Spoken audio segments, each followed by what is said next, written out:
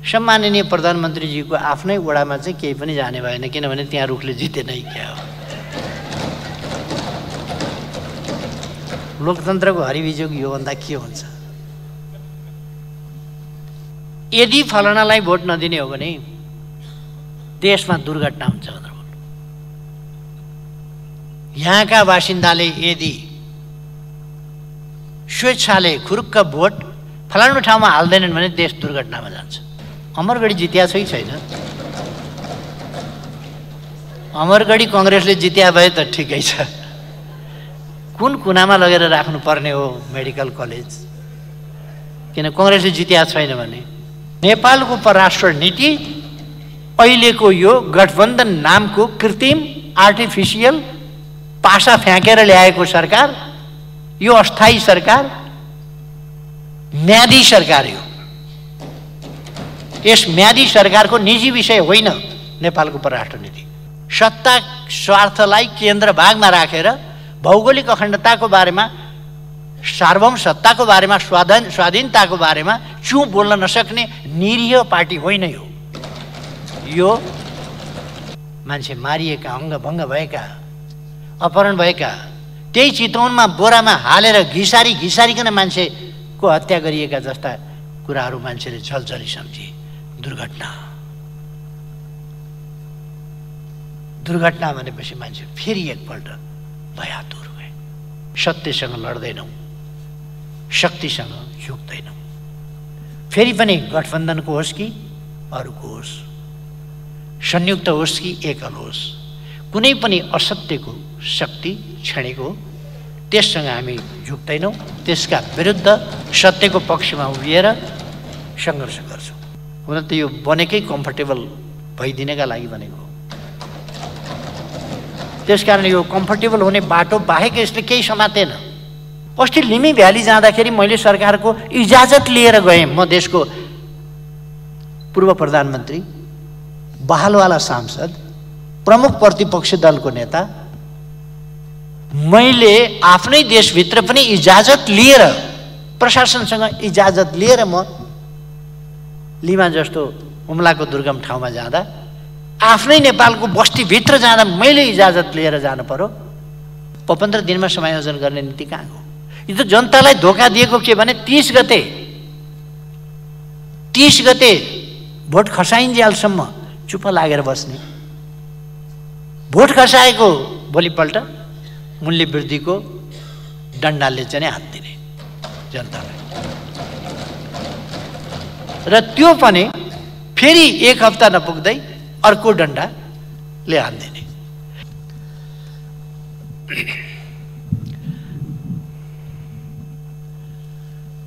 सम्माननीय सभामुख महोदय,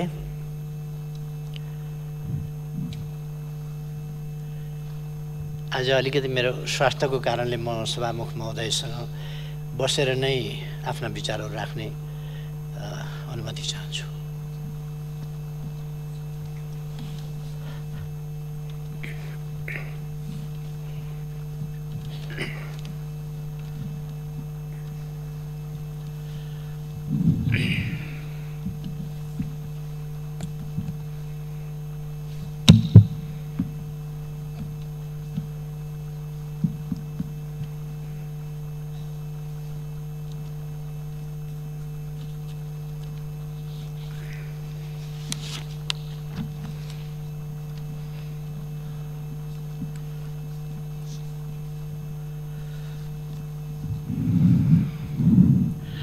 सम्माननीय सभामुख महोदय,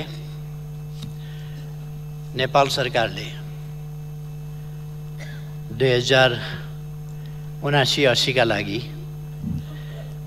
प्रस्तुत गरेको सम्माननीय राष्ट्रपतिज्यूको सम्बोधन मार्फत आएको वार्षिक नीति कार्यक्रमको सन्दर्भमा म आफ्ना धारणाहरू प्रस्तुत गर्न लागिरहेको छु र मलाई धारणा राख्न समय उपलब्ध गराउनु भएकोमा सभामुखज्यूलाई धन्यवाद भन्न चाहन्छु।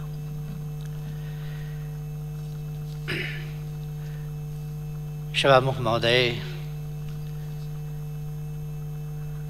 आज यस अधिवेशनको बैठकमा पहिलोपल्ट मैले आफ्ना विचारहरू राख्न लागिरहेको यस अवसरमा म सम्पूर्ण ज्ञात अज्ञात शहीदहरूप्रति हार्दिक श्रद्धासुमन अर्पण गर्न चाहन्छु। हामीलाई लोकतन्त्रको मार्गमा पथ प्रदर्शन गर्नुहुने, अगुवाई गर्नुहुने, आन्दोलनको प्रारम्भदेखि यहाँसम्म ल्याइ पुर्याउन हामीलाई मार्गदर्शन गर्नुहुने सम्पूर्ण अग्रजहरूप्रति अत्यन्तै आदर सम्मानका साथ स्मरण गर्न चाहन्छु, सम्मान व्यक्त गर्न चाहन्छु।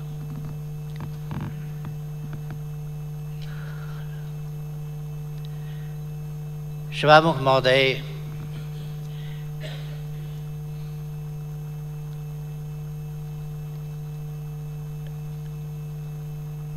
यस नीति कार्यक्रमलाई सरकारले स्थानीय तहको निर्वाचनबाट प्रारम्भ गरेको छ र नीति कार्यक्रमको प्रारम्भमा सरकारले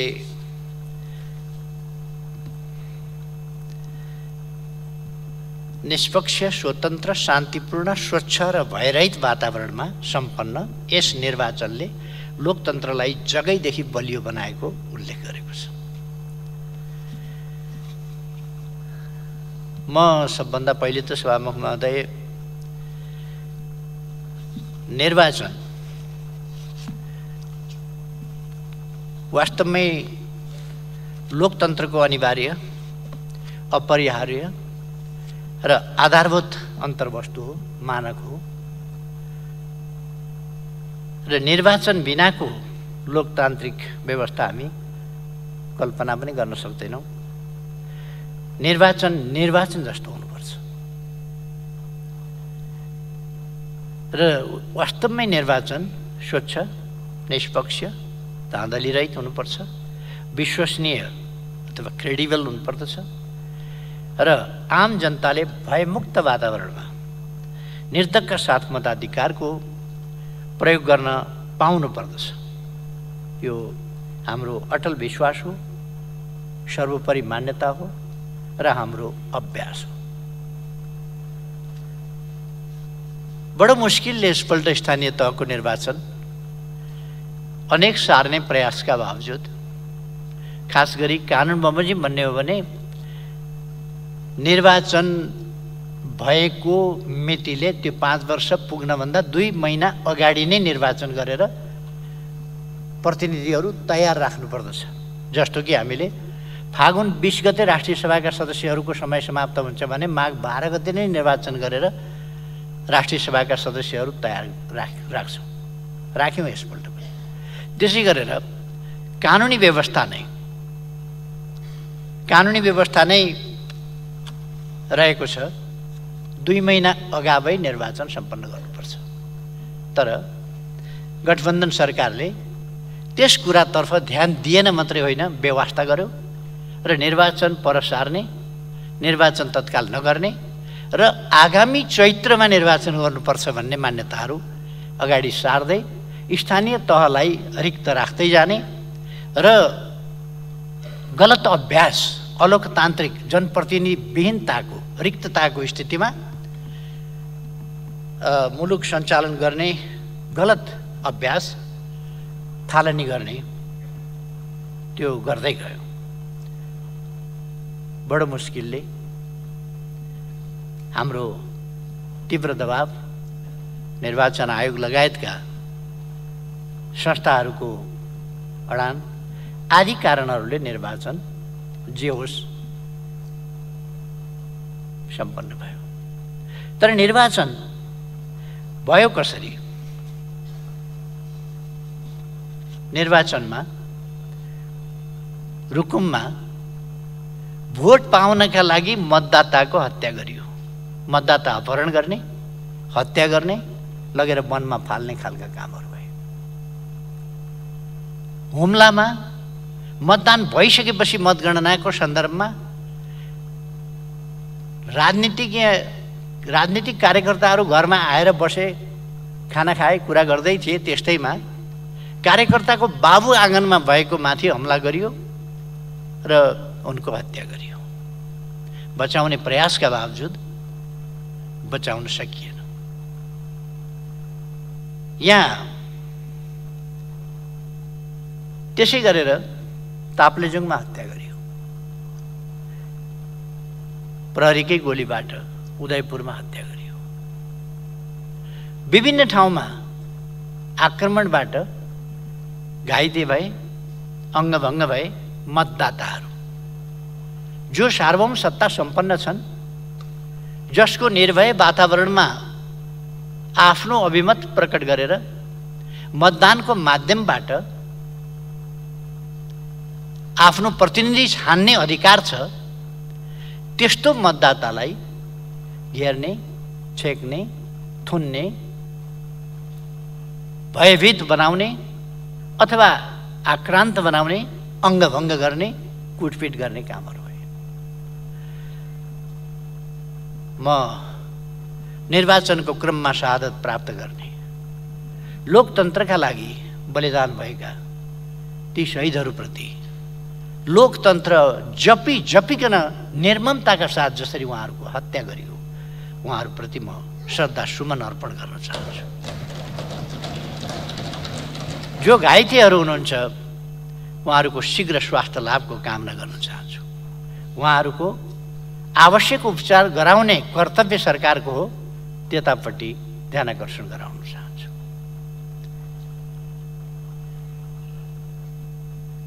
निर्वाचन निष्पक्ष, स्वतन्त्र, शान्तिपूर्ण, स्वच्छ र भयरहित वातावरणमा सम्पन्न भयो भनिएको छ। आज 14 दिन भयो, वैशाख 30 गते निर्वाचन भएको थियो। आज 14 दिनपछि परिणाम किन आइरहेको छैन? कतिपय ठाउँको परिणाम त आज 14 दिनपछि पनि आएको छैन। किन परिणाम आएको छैन? निर्वाचन स्वच्छ हुन सकेन, निर्वाचन धाँधली रहित हुन सकेन। उम्मेदवारलाई थुनेर, बुथ कब्जा गरेर, सत्ता पक्षले बुथ कब्जा गरेका ठाउँमा प्रहरी निरीह भएर हेरेर बसेको छ र बुथ कब्जा नगर भन्यो भने प्रतिपक्षका कार्यकर्ताहरू गिरफ्तार गरिएका छन्, यातना दिएको छ। उम्मेदवारका घरमा बम पड्काइएको छ, उम्मेदवारका परिवारका सदस्यहरू घाइते भएका छन्, घर भत्किएको छ। शान्तिपूर्णै भयो सबैतिर। त्यो घर आफै कि पुरानो भएर मक्किएर भत्किएको हो कि बम पड्किनु, भित्ताका फेदा बम पड्किनु, त्यसले घरमा लाग्नु अनि त्यो बमलाई अब्जस लाएर भत्किएको हो त्यो घर? सत्ता पक्षले अब्जस लाउन भत्किया हो त्यो कि बम पड्काएर भत्काइयो? कति ठाउँमा बम पड्किए र सबै ठाउँमा प्रतिपक्षका विरुद्ध प्रहार भएको छ। गठबन्धनको घोषित नीति नै थियो, सभामुख महोदय, घोषित नीति नै थियो धुलो चटाइदिने, पत्ता साफ गरिदिने घोषित नीति थियो र त्यही नीति निर्वाचनका क्रममा प्रकट भएको छ। मैले सुरुमा निर्वाचनको दिन पर्याप्त सूचनाहरू आएका थिएनन्। केही ठाउँमा छिटफुट हिंसाका घटनाहरू भएका होलान्, आम रूपमा शान्तिपूर्ण भएको होला भन्ने ठानेको थिएँ। दुर्गम दूरदराजका ठाउँहरूको रिपोर्ट आएको थिएन। सबैतिरको रिपोर्ट बुझ्दा कति बुथमा, कति मतदान केन्द्रमा स्थगित भएको थियो निर्वाचन के शौखले स्थगित भएको थियो र म दावासाथ भन्छु एउटा ठाउँमा पनि प्रतिपक्षको कारणले स्थगित भएको होइन। एउटा ठाउँमा पनि। सत्तामा बसेर सरकारको त कर्तव्य हुन्छ शान्तिपूर्ण ढङ्गले सम्पन्न गर्ने, तर सत्तापक्ष आफैले निर्वाचनलाई शान्तिपूर्ण हुन नदिने, जसरी भए पनि परिणाम आफ्नो पक्षमा पार्नुपर्ने गीतै बनाएर गाउनुभयो उहाँहरूले। जसरी नै जित्नै पर्छ छोडा अरू कुरा, गीतै बनाएर गाउनुभयो। जसरी नै जित्नै पर्छ छोडा अरू कुरा, जसरी पनि जित्नुपर्छ, यो त गीतै बनाएर गाउनुभयो। अथवा लोकतन्त्रको अर्थ छैन, हामीले पनि बोलेका थियौँ। हामीले बोल्दाखेरि भन्यौँ निर्वाचन हुनुपर्छ, निर्वाचनमा लोकतन्त्रले जित्नुपर्छ, स्वस्थ अभ्यासले जित्नुपर्छ। मेरो पार्टी जित्छ कि जित्दैन, अर्को पार्टी जित्छ कि जित्दैन भन्ने कुरा होइन। लोकतन्त्रले जित्नुपर्छ, लोकतान्त्रिक मूल्य मान्यताले जित्नुपर्छ, लोकतान्त्रिक अभ्यासले जित्नुपर्छ। तर अलोकतान्त्रिक प्रवृत्तिहरू प्रकट हुनु हुँदैन, हामीले पनि बोलेका थियौँ। तर जसरी नै जित्नुपर्छ। एकजना नेताजीको भाषणै आयो,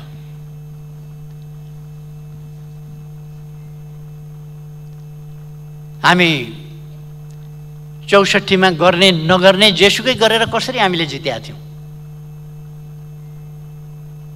अहिले हामी बिग्र्यौँ, सोझा भयौँ, कब्जा गर्न छोड्यौँ, लुट्न छोड्यौँ, ठोक्न छोड्यौँ। हामी बिग्र्यौँ, अरूलाई के भन्ने, मै बिग्रिएँ। त्यसो भएर सोझा भयौँ अनि हामी चुनाव जित्न छोड्यौँ। अब 64को जस्तै ठोक्केर जित्नुपर्छ। गठबन्धनका एकजना शीर्ष नेताको एकजना मान्यज्यूले भन्नुहुन्छ, मैले नाम बिर्सिएँ भनेर। म पनि अलिक अब उमेरले पनि होला अलिकति नाम बिर्सिएँ जस्तो पनि हुन थाल्यो। तर भाषण त गर्नै भएको,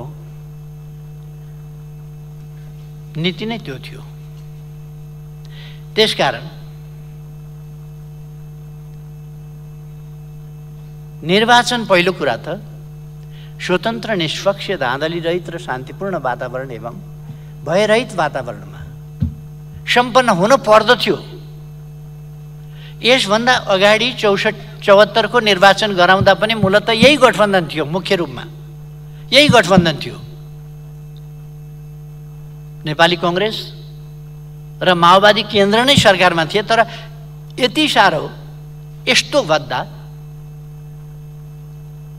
यस्तो हिंसात्मक, यस्तो आक्रामक र लोकतन्त्रलाई एउटा मजाकको विषय बनाएर जितलाई, स्वार्थलाई केन्द्रभागमा राखेर लोकतान्त्रिक अभ्यासको धज्जी उडाउने काम यति साह्रो भएको थिएन 74मा पनि। यसपल्ट नयाँ कीर्तिमान। मैले आफूले भाग नलिए पनि सानै छँदादेखि 15 सालदेखिको निर्वाचनको अभ्यास हेर्ने मौका पाएँ। पछिल्ला अवधिमा त हामीले नजिकबाट निर्वाचन निहाल्ने मौका पायौँ। पछिल्लो समयदेखि त हामी आफै निर्वाचनमा राम्रैसँग सहभागी भयौँ। पञ्चायत कालमा पनि हामीले जनपक्षीय भनेर पनि सहभागिता जनाएका थियौँ। यस्तो नाङ्गो ढङ्गले राज्य संयन्त्रको दुरुपयोग गरेर कब्जै गर्ने खालको सत्तापक्षीय क्रियाकलाप यो तहमा त पञ्चायतले पनि गर्दैन थियो होला, त्यति साह्रो यसपल्ट भयो।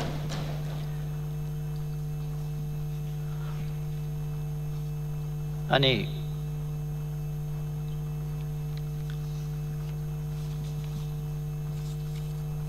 यहाँ निर्वाचन त्यसरी गराएको छ, प्रतिपक्ष सिद्ध्याउँछु भन्ने उद्घोषका साथ सत्ता पक्षका नेताहरूले, मैले दुनियाँमा कहीँ सुनेको छैन प्रतिपक्षलाई सिद्ध्याउँछु भन्ने। नेकपा एमाले आज प्रतिपक्षमा छ र नेकपा एमाले लोकतन्त्रका लागि आजदेखि होइन, दशकौँदेखि, 1 दशक 2 दशक होइन, 7 दशकभन्दा लामो समयदेखि, राणा शासनको समयदेखि लोकतन्त्रका लागि लडेर आएको निर्वाचन, जेल नेल, शहादत, अङ्गभङ्ग, अनेक प्रकारका यातना र पीडा सँगसँगै क्षतिहरू बिहोरेर आएको र लोकतान्त्रिक मूल्य मान्यताका लागि सङ्घर्ष गरेर आएको पार्टी हो। यसले कहिल्यै पनि लोकतन्त्रको मूल्यमा सम्झौता गरेन, त्यो पार्टी हो। यो पार्टी आज प्रतिपक्षमा छ, तर यो संविधान विरोधी पार्टी, यो पृथकतावादी पार्टी, यो राष्ट्रिय अखण्डतालाई कमजोर पार्न खोज्ने पार्टी, लोकतन्त्रलाई कमजोर पार्न खोज्ने पार्टी, संविधान नमान्ने पार्टी होइन। यो पार्टी सङ्घर्ष गरेर आजको संविधान लेख्ने पार्टी हो, लेख्न अगुवाई गर्ने मध्येको पार्टी हो, आजको प्रणाली ल्याउने पार्टी हो, ल्याउन सङ्घर्ष गर्ने पार्टी हो, बलिदान गर्ने पार्टी हो। यो पार्टी वैधानिक पार्टी हो र यो पार्टी बहुदल आएपछि फुत्त निस्किएर सहभागिता जनाऊ भनेर सहभागिता जनाएको होइन। अब अप्ठ्यारो परिस्थितिमा परियो, यही परिस्थितिलाई उपयोग गर्नुपर्छ भनेर पनि होइन। आफूले लिएका गलत विचारहरू असफल भइसके, अब ती विचार असफल भएपछि अब करवट बदल्नुपर्छ भनेर करवट बदलेर यस राजनीतिमा आइपुगेको पार्टी होइन यो पार्टी आफ्ना मूल्य मान्यता सहित लोकतन्त्रको बाटोमा दृढतापूर्वक सङ्घर्ष गरेर आएको पार्टी हो। यो कुनै राष्ट्रघाती देशद्रोही पार्टी होइन। नेपालको आधुनिक इतिहासमा लोकतन्त्र, लोकतन्त्रका मूल्य मान्यताहरू, राष्ट्रिय हित, सार्वभौम सत्ता देशको, त्यसको वास्तवमा सम्मान, त्यस अनुसारको व्यवहार, आफ्नो स्वाधीनता र स्वतन्त्रताको वास्तविक अर्थमा उपभोग र उपयोग, भौगोलिक अखण्डताको रक्षा, सत्ता स्वार्थलाई केन्द्र भागमा राखेर भौगोलिक अखण्डताको बारेमा, सार्वभौम सत्ताको बारेमा, स्वाधीनताको बारेमा चुँ बोल्न नसक्ने निरीह पार्टी होइन यो राष्ट्रिय हितको पक्षमा दृढताका साथ उभिएर आएको पार्टी हो र यो अपोजिसनलाई जहिले पनि गभर्नमेन्ट इन वेटिङ भनिन्छ र नेकपा एमाले सैद्धान्तिक तवरमा मात्रै गभर्नमेन्ट इन वेटिङ होइन, Nekapa UML in the real sense government in waiting हो। यसलाई एकछिनलाई षड्यन्त्र स्वरूप अनेक हिसाबले बाहिर राखिएको होला, तर लोकतान्त्रिक आन्दोलनको इतिहास अभ्यास यसमा लोकतन्त्रको समुद्रमा पौडी खेल्न जान्ने पार्टी हो यो र पौडी खेलेर आएको छ, दाउपेचबाट होइन, पौडी खेलेर यहाँसम्म आएको छ र बैशाखी टेकेर होइन। यस म्याराथन दौडमा बैशाखी टेकेर होइन, आफ्ना खुट्टाले दौडिएर आएको पार्टी छ अहिलेसम्म। अनि यस पार्टीलाई सत्ता पक्षले सिद्ध्याउँछु भन्छ। सिद्ध्याउँछु भन्ने हक कहाँबाट आयो? चुनावमा जित पराजित एउटा कुरा हो, पराजय भोगाउँछु भन्न सकिन्छ, हामी जित्छौँ भन्न सकिन्छ, तर समाप्त पारिदिन्छौँ, पत्ता साफ गरिदिन्छौँ, धुलो चढाइदिन्छौँ, गायब गराइदिन्छौँ, टर्च बालेर खोज्नुपर्छ। वाह, टर्च बालेर खोज्ने बनाउने, टर्च बालेर पनि भेटिँदैन होला होइन, त्यहाँ पुर्याउने। अनि अन्तिम पेजमा 144औं बुँदामा पुग्दा के लेख्नुहुन्छ फेरि भने,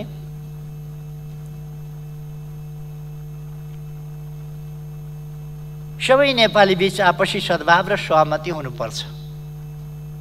राष्ट्रिय सहमति र प्रतिबद्धताबाट यस नीति तथा कार्यक्रममा अन्तर्निहित उद्देश्य प्राप्त गर्न सकिन्छ भन्ने सरकारको विश्वास रहेको छ।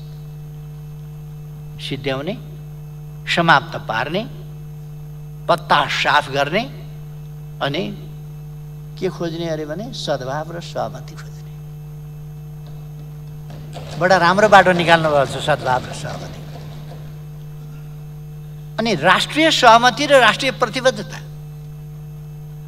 कहाँ के सम्झौता गर्नुहुन्छ प्रतिपक्षलाई थाहा छ?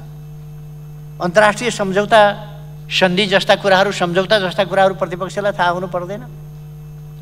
ती कुराहरू भएका छैन, हुनुपर्ने आवश्यकता बोध हुँदैन।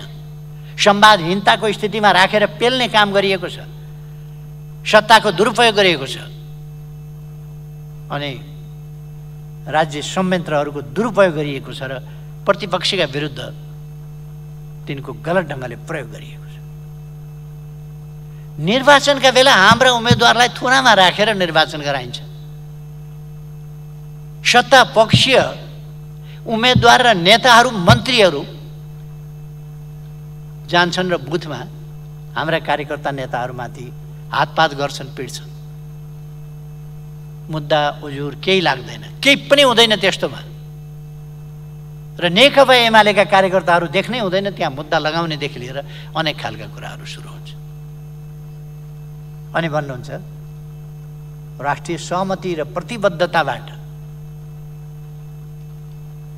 अनि केमा प्रतिबद्धता जनाउने?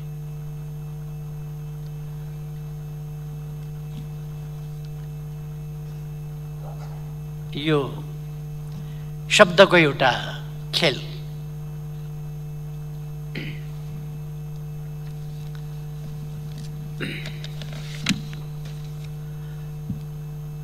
सभामुख महोदय, यो नीति कार्यक्रम भनेर 65 पृष्ठमा 145वटा बुँदा राखेर ल्याइएको छ। यसमा रहेका भनाइका अर्थ र अन्तर्वस्तुतर्फ पटक्कै ध्यान नगइकन वर्णमालाका अक्षरहरूभित्र रहेर हेर्दा व्याकरणीय र वाक्य अशुद्धता, सङ्गति नमिल्नु, चास्नीमा नडुबाएको तेलमा मात्रै तारेको जेरी जस्तो खल्लो गुजुल्टिएको, चास्नीमा हाल्न भ्याएको छैन त्यसलाई, र अर्थ निस्किँदै ननिस्किने आधा पेजको वाक्य, कहाँबाट कहाँ, एक ठाउँबाट सुरु हुन्छ कहाँ जान्छ, त्यसको प्रस्थान बिन्दु के हो, त्यसको आदि के हो, मध्य के हो, अन्त्य के हो थाहा छैन। गुजुल्टिँदै गुजुल्टिँदै गुजुल्टिँदै कहाँ कहाँ के भनिएर त्यो अन्त हुन्छ। यतापट्टि म धेरै जान चाहन्न। यो सरकारै त्यस्तै छ, जेरी जस्तो गुजुल्टिएको, कतै गन्तव्य नभएको, केही नभएको, कुनै नीति छैन कहाँ पुग्ने। कसको नीति चाहिँ यसको नीति हो? म धेरै केही त भन्न चाहन्न।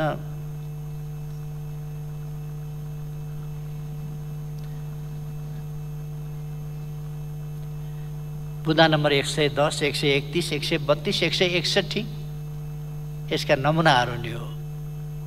अर्थहीन, निरर्थक अभिव्यक्ति, यस्ता कुराहरूका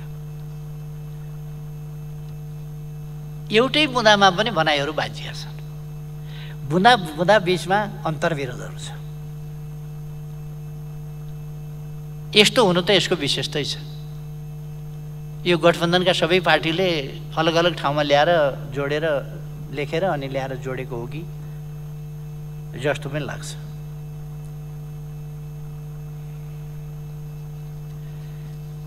यस्तो देखिन्छ मसौदाका भनाइहरू गठबन्धन सरकारका आफ्ना होइन, अन्य कुनै प्रतिवेदनका आधारमा वा कहीँ जारी भएको अवधारणा बमोजिम भनेर पनि प्रस्तुत भएको रहेछ। त्यसमा म पछि आउन चाहन्छु कुन कुन अवधारणा बमोजिम के रहेछ भनेर। बुँदा नम्बर 73 र 77 हेरिसकेपछि अरू 143 बुँदाको पनि अनुमान, अरू बाँकी 143वटा बुँदाहरूको पनि अनुमान सहजै गर्न सकिने रहेछ। किनभने यो विचारो गठबन्धन आफैमा आफूले बनाएको नभई बमोजिम नै भएको सर्वविदितै छ। त्यसकारण यो बमोजिम नै छ। मस्यौदा हेर्दा नीति तथा कार्यक्रममा भनिएका अधिकांश विषयहरू कस्ता छन् भने थप प्रभावकारी बनाउने, ठोस कार्ययोजना ल्याउने, सबल बनाउँदै लैजाने, आवश्यक कानुनी नीतिगत र संस्थागत व्यवस्था गर्ने, पुनरावलोकन गर्ने, थप प्रोत्साहन गर्ने, सहज बनाइने, सामञ्जस्य कायम गर्ने, विशेष योजना ल्याइने, थप विश्वसनीय र भरपर्दो बनाइने, प्रयोग बढाइने भन्ने जस्ता शब्द जालको पुलिन्दाको रूपमा यो आएको छ। के गर्ने भन्दा पनि खोजिकन सायद यी मिठा मिठा शब्दहरू सबल बनाउँदै लाने, सबलीकरण गर्दै लाने, प्रोत्साहन गर्ने, नवप्रवर्तनकारी ढङ्गले अगाडि बढाउने, यस ठाउँमा यसो गर्ने भन्ने कुरा भन्दा यस्ता कुराहरूको शब्दजाल यसमा बनेर जनता अल्मल्याउने अभ्यास भएको छ।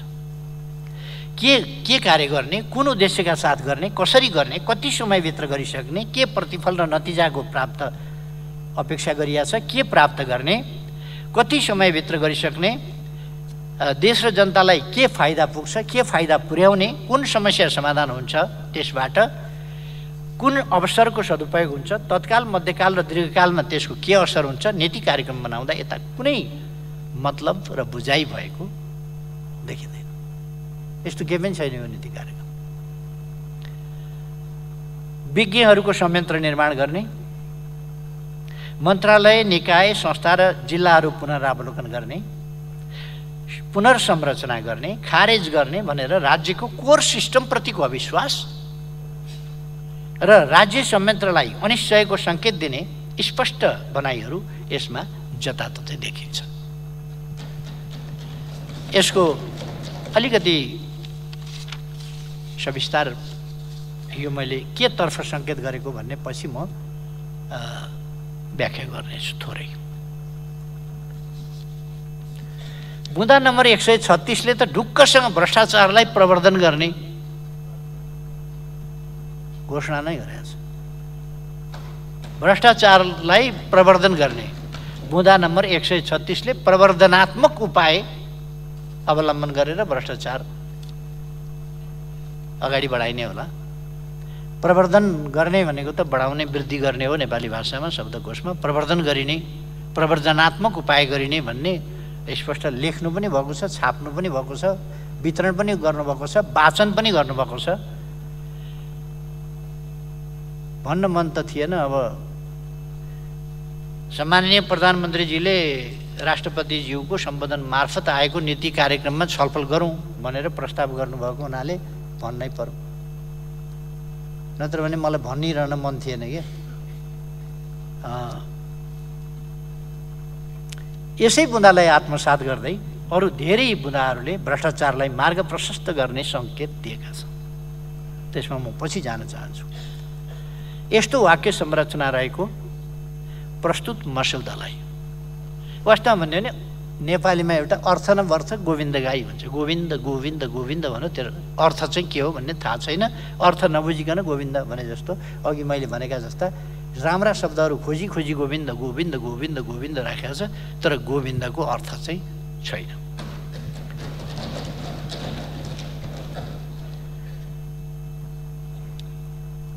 यो दस्तावेज अहिले त यो दस्तावेज चाहिँ यो बजेटको पूर्व सङ्केतको रूपमा आएको छ। यसले बजेटमा हुने थुप्रै कुराहरू पनि बोलेको छ र यसको बजेटी कार्यान्वयन र यसभित्र अन्तर्निहित मनसायहरू, भ्रष्ट मनसायहरू आगामी बजेट मार्फत यसको पपुलिस्ट प्रवृत्ति, गैर जिम्मेवार प्रवृत्ति, अनुत्तरदायी प्रवृत्ति र अर्थतन्त्रप्रति खेलबाड गर्ने प्रवृत्ति, यी कुराहरू बजेट मार्फत प्रष्ट हुनेछन् भन्ने कुरा यसमा देखिन्छ। मैले यो आजै भनेको छु, यसलाई सत्ता पक्षले असत्य साबित गर्न सक्छ भने गरोस्, समय छ।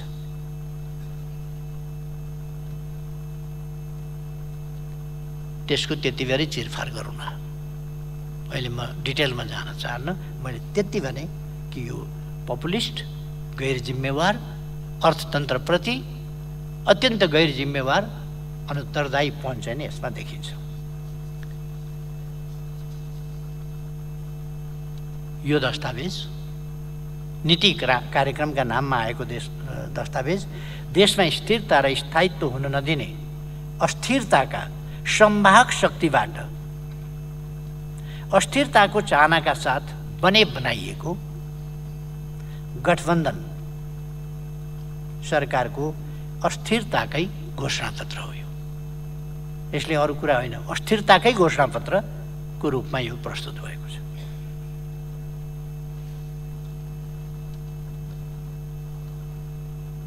भारतको संसदमा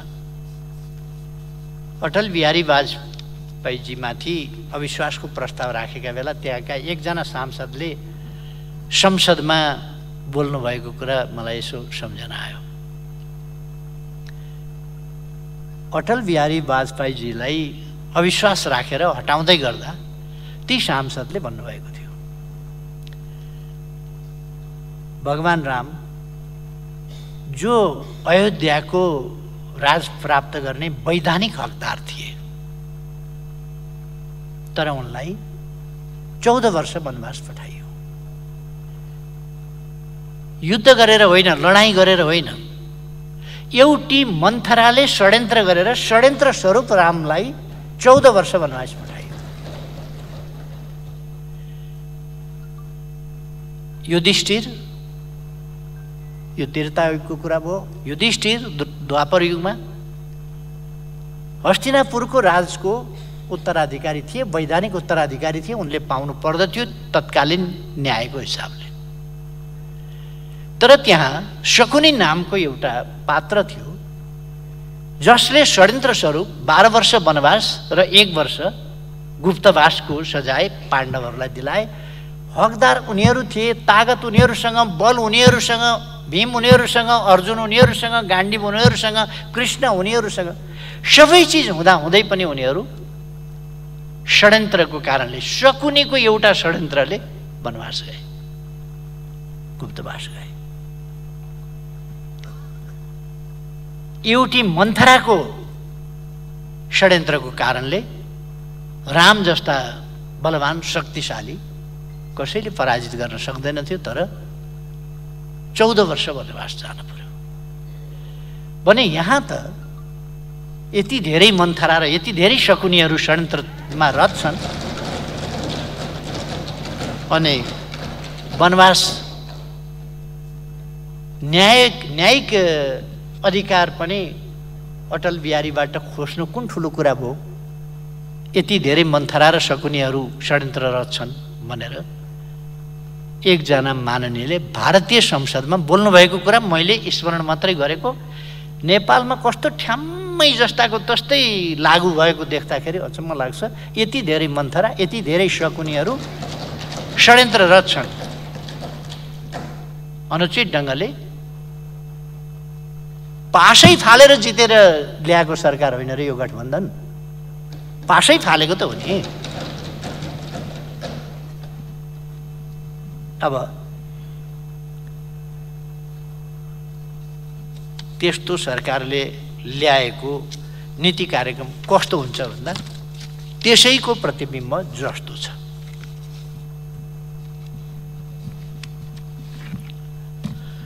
सभामुख महोदय,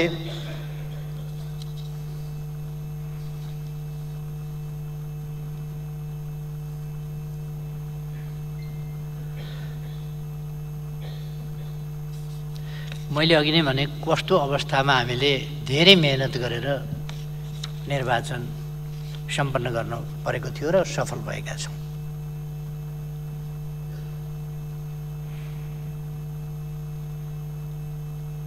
र म खुसी व्यक्त गर्न चाहन्छु, निर्वाचन सम्पन्न भएको छ। म सम्पूर्ण आदरणीय मतदाताहरूलाई निर्वाचनमा कतिपयले त बाटो छेकेर जान पाउनु भएन, म दुःख व्यक्त गर्न चाहन्छु। उहाँहरूको बाटो छेकिएन, लोकतन्त्रको बाटो छेकियो, लोकतान्त्रिक मूल्य मान्यताको बाटो छेकियो, मर्यादाको बाटो छेकियो, अभ्यासको बाटो छेकियो। यहाँ गठबन्धनले सोचेको होला केही मतदाताको बाटो छेकियो भनेर। केही मतदाताको बाटो छेकिएको प्रश्न मात्रै होइन यो प्रश्न लोकतान्त्रिक अभ्यासको बाटो, निर्वाचन प्रणालीको बाटो, अभ्यासको प्रक्रियाको बाटो छेकिएको। यो चान्चुने कुरा होइन। केही व्यक्ति, केही 100 व्यक्ति, केही 1000 व्यक्ति वा होला 1-2 लाखको बाटो छेकियो होला। प्रश्न त्यति मात्रै होइन। यसको अर्थ लोकतान्त्रिक मूल्य मान्यता र लोकतान्त्रिक प्रणालीमा हुने अभ्यासको घाँटी निमुट्यो, बाटो छेकियो, अवरोध गरियो। प्रश्न त्यो जसले मतदान गर्न पाउनुभयो उत्साहका साथ, त्यस्तो परिस्थितिमा पनि उत्साहका साथ मतदान गर्नुभयो, उहाँहरूलाई म धन्यवाद भन्न चाहन्छु मतदानमा सहभागी हुनुभएकोमा। सम्पूर्ण विजयी जनप्रतिनिधिहरूलाई यस अवसरमा म बधाई भन्न चाहन्छु र सत्ता गठबन्धनले जे जस्तो सुकै हानिकारक नीति लिए तापनि स्थानीय तह जनताकोमा लोकतन्त्रको अनुभूति दिलाउने, जनतालाई सेवा सुविधा उपलब्ध गराउने, स्थानीय तह मार्फत विकासका कामहरूलाई अगाडि बढाउने, स्थानीय तहमा जनतालाई आइपरेका अप्ठ्यारा सुख दुःखहरूमा सहभागी हुने निकाय भएको हुनाले त्यसै उचाइका साथ फराकिलो मन र जनताका सेवक हौं भन्ने भावनाका साथ काम गर्न म सबै निर्वाचित जनप्रतिनिधिहरूलाई आग्रह पनि गर्न चाहन्छु। उहाँको कार्यकाल त्यसरी सफल रहोस् भन्ने पनि म शुभकामना भन्न चाहन्छु।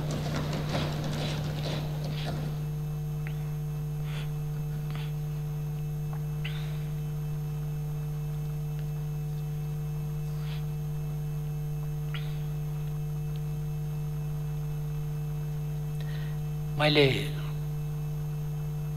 राज्यका संयन्त्रहरूको प्रयोग, धम्की त्रासको वातावरणका कुरा गरेँ। चुनावको सन्दर्भमा नेताजीहरूले यदि फलानालाई भोट नदिने हो भने देशमा दुर्घटना हुन्छ भनेर भन्नु। यहाँका बासिन्दाले यदि स्वेच्छाले खुरुक्क भोट फलानु ठाउँमा हाल्दैनन् भने देश दुर्घटनामा जान्छ। यदि खुरुक्क हाल्छन् भने म उत्साहित हुन्छु, गठबन्धन कायम रहन्छ आदि धम्कीको भाषा, जनतालाई धम्काउने, तर्साउने, देशलाई दुर्घटनामा पुर्याउने मान्छेले द्वन्द्वकाल सम्झिए, छोराछोरी विदेशिनु परेको सम्झिए, आतंक छाएको सम्झिए। भाषणका शब्द जसरी बाणको रूपमा निस्किँदै जान्छन्, जनता थर थर काम्दै जाने स्थिति बन्यो। मान्छे मारिएका, अङ्गभङ्ग भएका, अपहरण भएका, त्यही चितवनमा बोरामा हालेर घिसारिकन मान्छेको हत्या गरिएका जस्ता कुराहरू मान्छेले झलझली सम्झे। दुर्घटना भनेपछि मान्छे फेरि एकपल्ट भयातुर भए। प्रलोभन बाँडियो, मैले भन्नु पर्दैन, पैसा बाँडियो, प्रलोभन बाँडियो, त्रास, धम्की।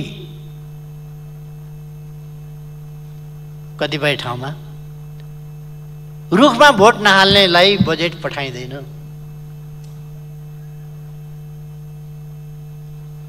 संयोगकै कुरा हो, डडेलधुरामा मेडिकल कलेज जाने भएछ।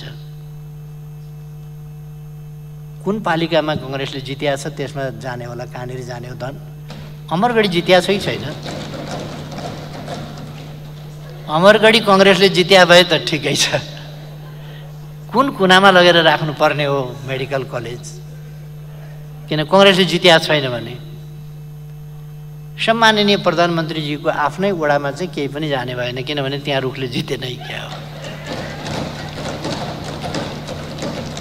लोकतन्त्रको हरिविजोग योभन्दा के हुन्छ? खैर, यी त सम्माननीय सभामुख महोदय, एउटा पनि कुरो अतिशयोक्ति गरिएको छैन, बढाइ चढाइ गरिएको छैन, केही गरिएको छैन र जस्ताको तस्तै मैले चर्चा गरेको मात्रै हुँ सभामुख महोदय।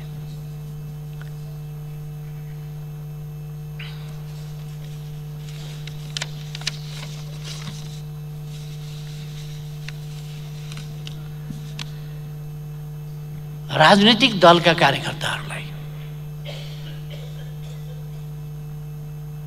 हाम्रो सम्मानित सर्वोच्च अदालतले दलबाट निर्वाचित भएर दलको उम्मेदवार भएर दलका कार्यकर्ता जनता खटेर निर्वाचित गरेका प्रतिनिधिहरूमाथि व्हिप जारी गर्न पाइँदैन भन्ने सम्मानित सर्वोच्च अदालत यसै देशमा आदेश जारी गर्छ। राजनीतिक दलप्रतिको आफ्नो निष्ठा अनुसार भोट हाल्न मत दिन नपाइने भन्ने दलका नेताहरूको आदेश जान्छ अर्कातिर। नेपाली कांग्रेसले रुखमा भोट हाल्न नपाइने, भोट हाल्नेलाई कारबाही गर्ने आदेश फरमान जारी गर्यो। अरू पार्टीहरूले पनि त्यस्तै आदेश फरमान जारी गरे। जनतालाई समेत धम्काइयो भने कार्यकर्ताको त कुरा के भयो।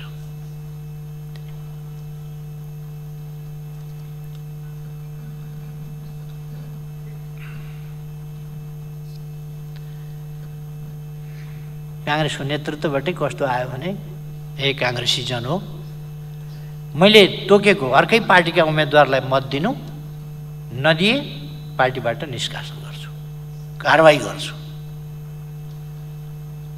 मानिलिउँ पार्टी प्राइभेट लिमिटेड हो।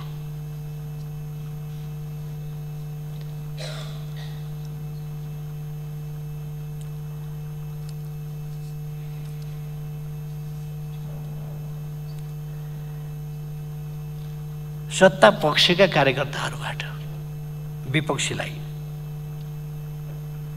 आम मतदाताहरूलाई तत्काल दुःख दिने काम मात्रै होइन, भविष्य नै समाप्त पार्ने खालका धम्कीहरू दिए। ठाउँ ठाउँमा आक्रमण, कतिको ज्यान गयो, अङ्गभङ्ग भए मैले अघि नै भनिसकेँ। प्रशासन माथिको आदेशले निरीह भएर कर्तव्यच्युत भएर बस्न बाध्य भयो, गलत क्रियाकलाप गर्न बाध्य भयो। राष्ट्रसेवकहरूलाई हामीले निष्पक्ष ढङ्गले काम गर्न होइन, पक्षधरताका साथ कुकर्म गर्न, गलत ढङ्गले परिचालन गर्ने खालका क्रियाकलाप भए। ज्यादै दुःखको कुरा हो लोकतन्त्रका निम्ति।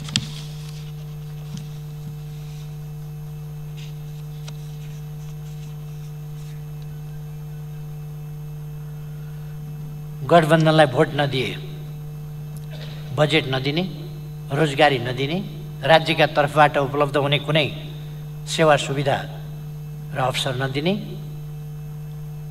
सुरक्षा पनि नदिने आदि खालका त्रासहरू व्याप्त गरिएर जनतालाई पीडा र भय निरन्तर दिने काम हो। सबै सम्भव षड्यन्त्र, सबै हस्तक्षेप, राज्य सत्ता र संयन्त्रको चरम दुरुपयोग र भयपूर्ण त्रासदीपूर्ण वातावरणका बीच गठबन्धनले खटाएको उम्मेदवारलाई सरकारी उम्मेदवार जस्तो बनाएर भोट दिन आम जनतालाई बाध्य पार्ने काम हो। यति मात्रै होइन, मतगणना लगायत निर्वाचनका सबै चरणहरूमा समेत हदैसम्मको हस्तक्षेप र धाँधली कहीँ कतै बाँकी रहेन। विलम्ब गरेको छ, मान्छेलाई शिथिल बनाएको छ, तर्साएको छ, अनि राज्य शक्ति केन्द्रित गर्दै लगेको छ, प्रेसर बढाउँदै लगेको छ र अनुकूल, आफ्ना निम्तिको अनुकूल, गठबन्धनका निम्तिको अनुकूल वातावरण बनाउँदै लगेको छ। अनि आफ्नो परिणाम सुरुमा आउँदै गरेका निर्वाचनको सुरुमा अलिकति जहाँ अलिक स्वतन्त्र ढङ्गले भयो, त्यो सुरुमा आउँदै गरेका परिणाम र पछि विलम्बकारी ढङ्गले प्रकट हुँदै गएका परिणामहरू कम्पेयर गर्न हेर्न सकिन्छ। के भएको छ, पछि केन्द्रित गर्दै जाने सबै शक्तिको सत्ताको सबैको दुरुपयोग हुँदै जाने।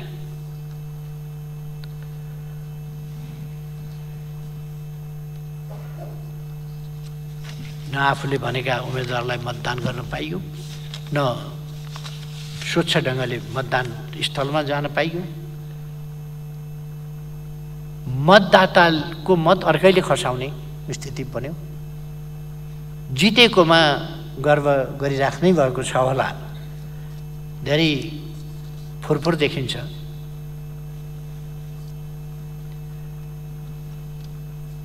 धेरै मतदाताहरूको मत चाहिँ गठबन्धनका प्रतिनिधिहरूले खसाएको, अशक्त बुढाबुढी भनिएकाहरूको निर्वाचन अधिकृतले खसाउनु पर्ने ठाउँमा कार्यकर्ताले खसाउने, यस्ता खालका देखिए।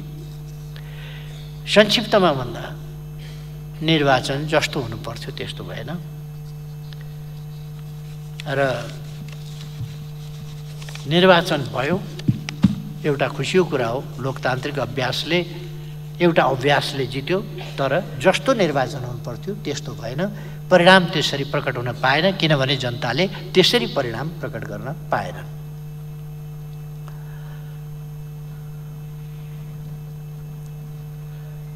यसले यस निर्वाचनको माध्यमबाट हाम्रो संविधान, हाम्रो लोकतन्त्र, हाम्रो मानवाधिकार, मौलिक स्वतन्त्रता, हाम्रो राष्ट्रको भविष्यलाई एउटा अँध्यारो सुरुङतर्फ धकेल्ने प्रयास यस निर्वाचनको माध्यमबाट प्रकट भयो।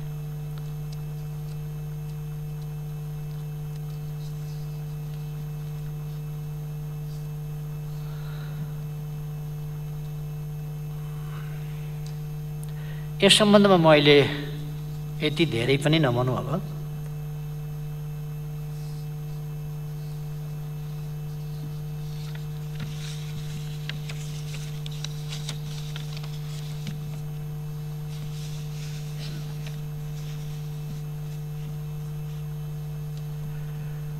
यस्तो विषम परिस्थितिमा पनि खटेर डटेर नेकपा एमालेको यस्तो चौतर्फी घेराबन्दी षड्यन्त्र लुटपाटका बीचमा पनि एमालेका लागि यो परिणाम ल्याउनेसम्म दृढताका साथ खटेका लडेका नेकपा एमालेका कार्यकर्ताहरूलाई म नेता कार्यकर्ता सबैलाई धन्यवाद भन्न चाहन्छु। र यस्तो परिस्थितिमा भने उल्लेख्य मतका साथ उल्लेख्य रूपमा सिटमा विजयी हुनुभएका जनप्रतिनिधिहरू, एमालेका जनप्रतिनिधिहरूलाई पनि धन्यवाद भन्न चाहन्छु। यस प्रकारको क्रियाकलाप, अनुचित क्रियाकलाप सधैँका लागि यो टिक्ने कुरा होइन। यस्ता कुराहरू पराजित हुन्छन्। मैले यसै रोस्ट्रमबाट पनि भनेको थिएँ, सत्यको जित हुन्छ। त्यसै कारण मैले अगाडि पनि भनेको थिएँ, हामी सत्यसँग लड्दैनौँ, शक्तिसँग झुक्दैनौँ। फेरि पनि गठबन्धनको होस् कि अरूको होस्, संयुक्त होस् कि एकल होस्, कुनै पनि असत्यको शक्ति क्षणिक हो, त्यससँग हामी झुक्दैनौँ। त्यसका विरुद्ध सत्यको पक्षमा उभिएर सङ्घर्ष गर्छौँ।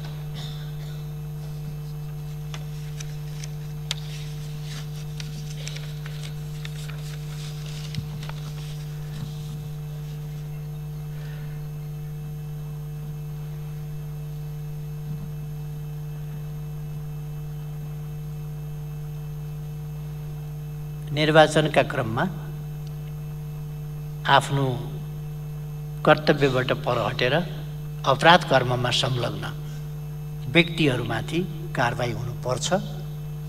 यतापट्टि सरकारको ध्यान जाओस्।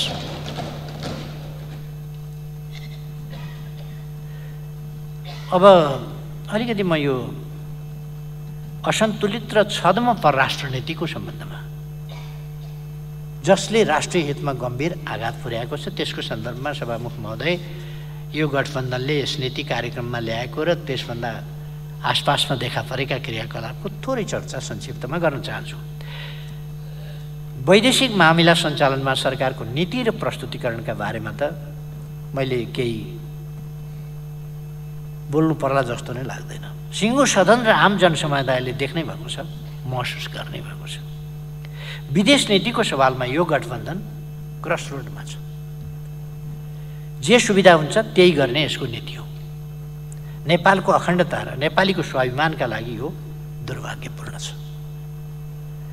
छिमेकी मित्र राष्ट्रहरू, अन्य मित्र राष्ट्रहरू र अन्तर्राष्ट्रिय समुदायसँगका हाम्रा सम्बन्धहरू सञ्चालन गर्ने वैदेशिक मामला सम्बन्धी नीति सुविचारित, स्पष्ट र परिपक्व हुनुपर्दछ। नेपाल र नेपालीको हितको संरक्षण र प्रवर्धन गर्न, अन्तर्राष्ट्रिय जगतमा प्रतिष्ठा अभिवृद्धि गर्न र नेपाललाई सफल राष्ट्र बनाउन केन्द्रित हुनुपर्दछ। हाम्रो परराष्ट्र नीति र व्यवहार हाम्रा छिमेकी मित्र राष्ट्रहरूप्रति पूर्ण इमान्दार हुनुपर्दछ। विश्वास र भरोसाको सम्बन्ध अझ बलियो बनाउनु पर्दछ। नेपाली भूमि कसैका विरुद्ध प्रयोग हुन नदिने हाम्रो सदाको दृढ अडान हो। यसमा सरकार अड्नु पर्दछ।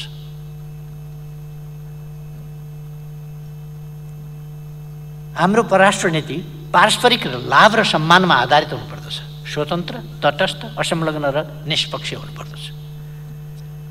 सार्वभौम समानताको नीति अवलम्बन गरिनुपर्दछ। वास्तविक अर्थ र मर्मका साथ आफ्नो देशको स्वाधीनता र स्वतन्त्रताको प्रयोग हुनुपर्दछ। न्याय र अन्तर्राष्ट्रिय उत्तरदायित्वलाई बिर्सनु हुँदैन। कसैको आन्तरिक मामलामा कुनै प्रकारको हस्तक्षेप हामी गर्दैनौँ र आफू पनि स्वीकार्दैनौँ। कसैको पक्ष वा विरोधमा न्यायपूर्ण तटस्थतालाई हामीले छोड्न हुँदैन।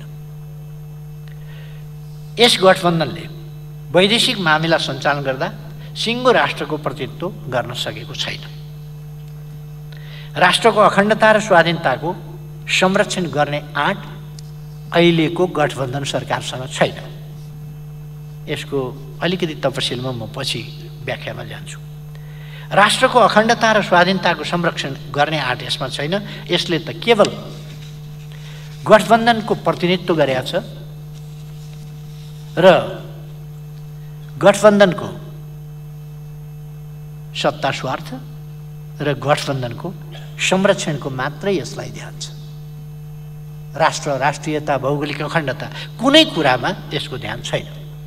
नेपाली जनता, नेपालको संविधान, संसद, प्रतिपक्ष र नेपालको परराष्ट्र नीतिका आधारभूत मूल्य, मान्यता र मर्मलाई गठबन्धनले प्रतिनिधित्व गर्न सकेको छैन। केवल गठबन्धनको निहित सत्ता स्वार्थलाई मात्र प्रतिनिधित्व गरेको छ।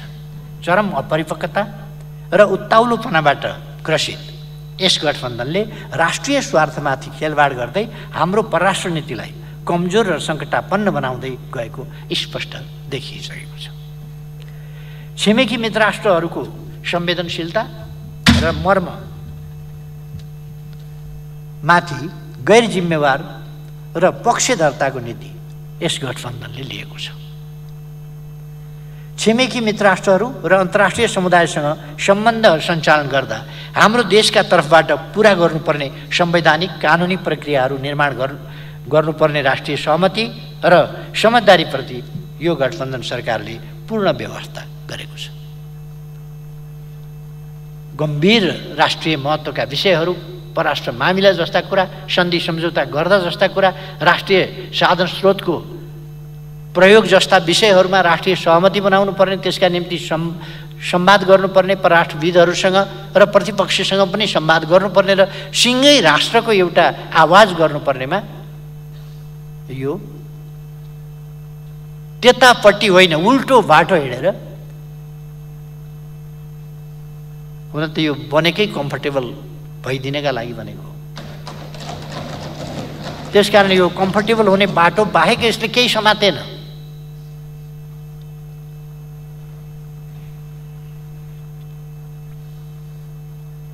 छिमेकी मित्र राष्ट्रहरूको संवेदनशीलता र मर्ममाथि गैर जिम्मेवार र पक्षधरताको नीति यस गठबन्धनले लिएको छ।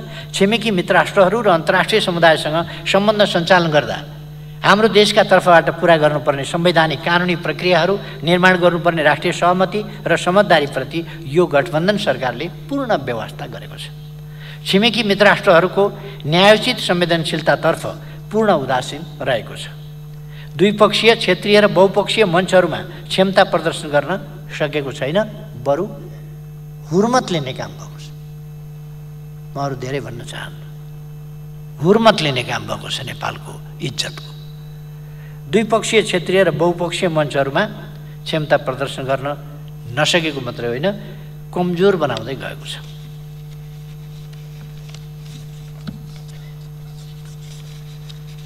हाम्रो परराष्ट्र नीतिलाई असन्तुलित, आवेगपूर्ण र गठबन्धनको सत्ता स्वार्थमा सङ्कुचित बनाएको छ। मैले बोलेका कुराहरूमा यदि सत्ता पक्षीय नेताजीहरूलाई कुनै आपत्ति छ भने तथ्य प्रमाण सहित यहाँहरूसँग बहस गर्न सदैव तत्पर रहेको कुरा म यहाँहरूलाई निवेदन गर्छु। कुनै पनि मिथ्या आरोप होइन, सत्य तथ्यमा आधारित कुरा म भनिरहेको छु। राष्ट्रिय स्वार्थतर्फ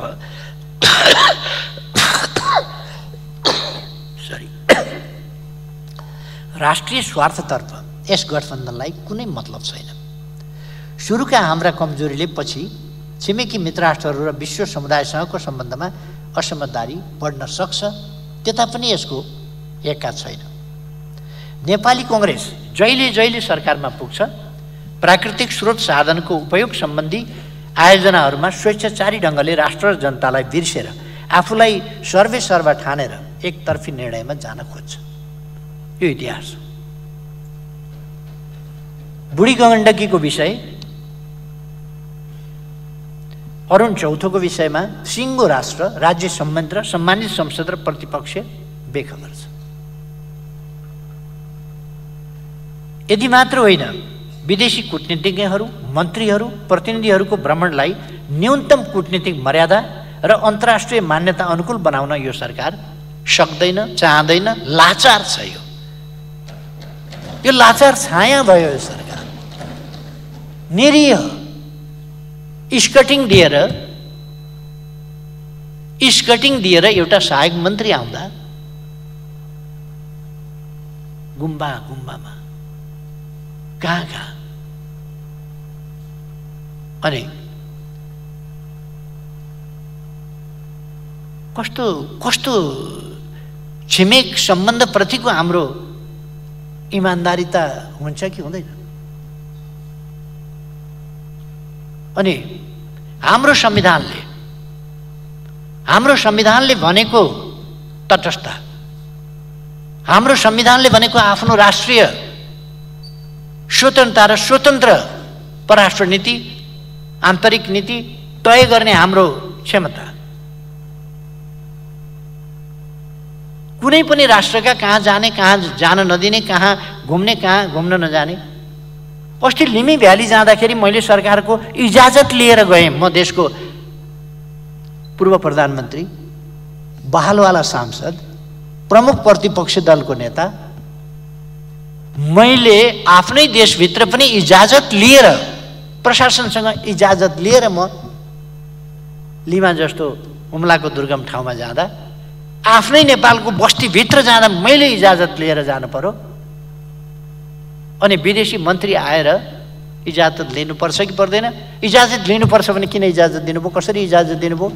कसको पक्षमा इजाजत दिनुभयो? कसको विपक्षमा इजाजत दिनुभयो? छिमेक सम्बन्धका संवेदनशीलताहरूलाई बुझ्नु भएको छ कि छैन? अहिलेको सरकारले बुझ्छ कि बुझ्दैन? गठबन्धनले बुझ्छ कि बुझ्दैन? अनि कति लाचारी, सत्ता कति प्यारो, बातै पछि सत्ता फुत्किहाल्छ, उम्किहाल्छ। कस्तो अचम्मको, कति नाजुक तपाईँहरूको यो गठबन्धन बलियो छ भन्नुहुन्छ। तर एउटा विदेश मन्त्री पनि होइन, सहायक मन्त्री कोही आयो भने थुर तपाईँहरूको 3 दिन काम जरो हट्दैन।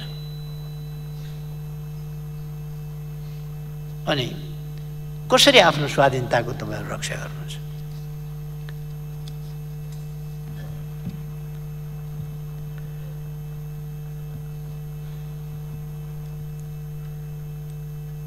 र यसरी यसबाट उत्पन्न हुन सक्ने असन्तुलन र त्यसबाट विकसित हुन सक्ने संशयबाट नेपाल र नेपालीले बेहोर्नु पर्ने परिणामप्रति यो सरकार जिम्मेवार छैन, देखिएन। म भन्न चाहन्छु गठबन्धन सरकार हाम्रो परराष्ट्र नीतिको असंलग्नता, न्यायोचित तटस्थता, निष्पक्षता र स्वतन्त्रतामाथि प्रहार नगरियोस्। नेपालको परराष्ट्र नीति अहिलेको यो गठबन्धन नामको कृत्रिम आर्टिफिसियल पासा फ्याँकेर ल्याएको सरकार, यो अस्थायी सरकार, म्यादी सरकार हो। यस म्यादी सरकारको निजी विषय होइन नेपालको परराष्ट्र नीति, नेपालको परराष्ट्र सम्बन्ध। त्यसकारण तपाईहरुलाई जे पनि गर्न छुट छैन, त्यतापट्टि म ध्यान आकर्षण गर्न चाहन्छु। म भन्न चाहन्छु गठबन्धन सरकारले हाम्रो परराष्ट्र नीतिको असंलग्नता, न्यायोचितता, तटस्थता, निष्पक्षता र स्वतन्त्रतामाथि प्रहार नगरोस्। राष्ट्रिय स्वाधीनता र अखण्डता कमजोर हुने कुनै षड्यन्त्र भित्रभित्रै नगरोस्। अनि छद्म नीति नलियोस्।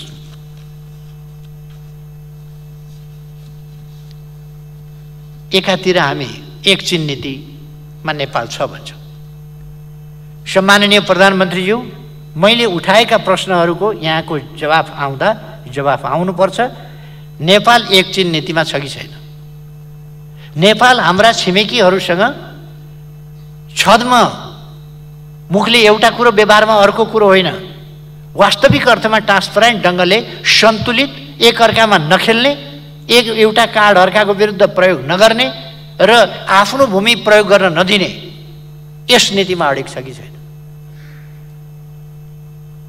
र वास्तवमा हामी हाम्रो परराष्ट्र नीतिको सम्बन्धमा म जवाफको क्रममा यो नीति कार्यक्रममा त लुते,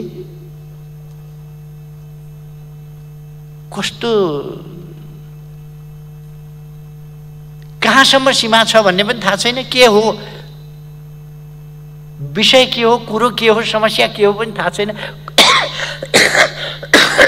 बोल्न सकेका छैन। यस्तो छ।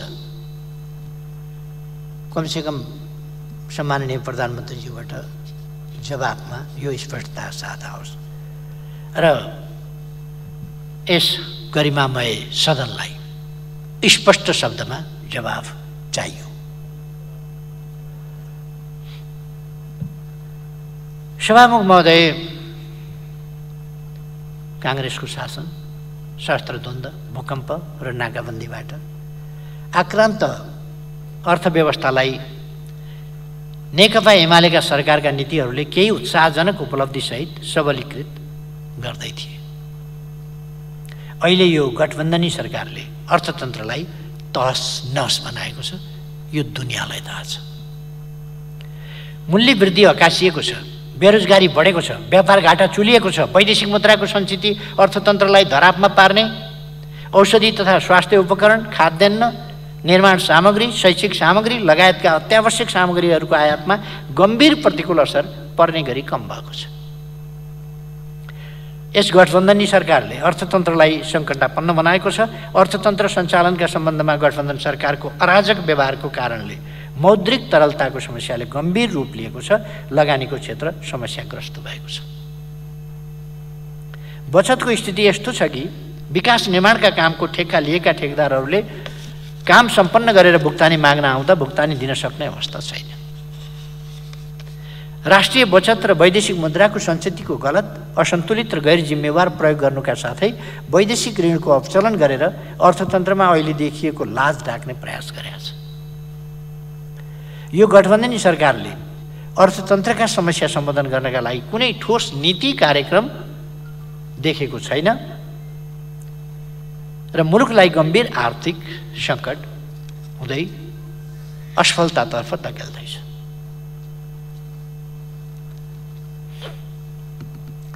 जनतालाई चर्को मूल्य वृद्धिको मारमा पारेको छ। धेरै पर जानु परेन, मैले अहिले समय पनि छैन मसँग, धेरै टाढा जानु परेन कि उदाहरणका लागि हरेक वस्तुको मूल्यलाई प्रभावित गर्ने पेट्रोलियम पदार्थको मूल्य 15-15 दिनमा अन्तर्राष्ट्रिय बजारमा आएको मूल्य अनुसार समायोजन गर्न पर्ने मूल्य समायोजनको नीतिको सट्टा यसै महिनाको पहिलो हप्ता 2 पल्ट 10 रुपियाँका दरले वृद्धि गरिन्छ। एक हप्तामा 1 गते र 9 गते, एक हप्ताभित्र 2 पल्ट मूल्य वृद्धि गरिन्छ। 15 दिनमा समायोजन गर्ने नीति कहाँ हो? यो त जनतालाई धोका दिएको के भने 30 गते भोट खसाइन्जेलसम्म चुप लागेर बस्ने, भोट खसाएको भोलिपल्ट मूल्य वृद्धिको डन्डाले चाहिँ हात दिने जनतालाई, र त्यो पनि फेरि एक हप्ता नपुग्दै अर्को डन्डाले हात दिने। प्रति लिटर पेट्रोलियम पदार्थमा 20 रुपियाँ मूल्य हप्तामा वृद्धि भएपछि त्यसको हरेक वस्तुमा, त्यो त ढुवानीमा असर पर्ने भयो, त्यसको सम्पूर्ण कुरामा असर पर्ने भयो नि। हरेक वस्तुको मूल्य वृद्धि तदनुसार नै हुने भयो। यसरी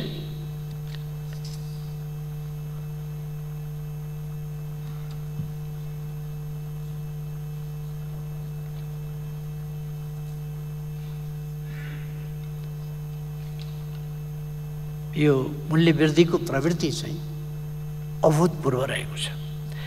यसको पछाडि यो मूल्य वृद्धिको सन्दर्भमा पनि यसले कीर्तिमान कायम गरेको छ, अहिले नकारात्मक कीर्तिमान।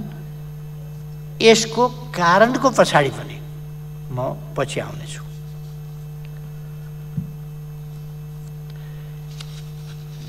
अर्को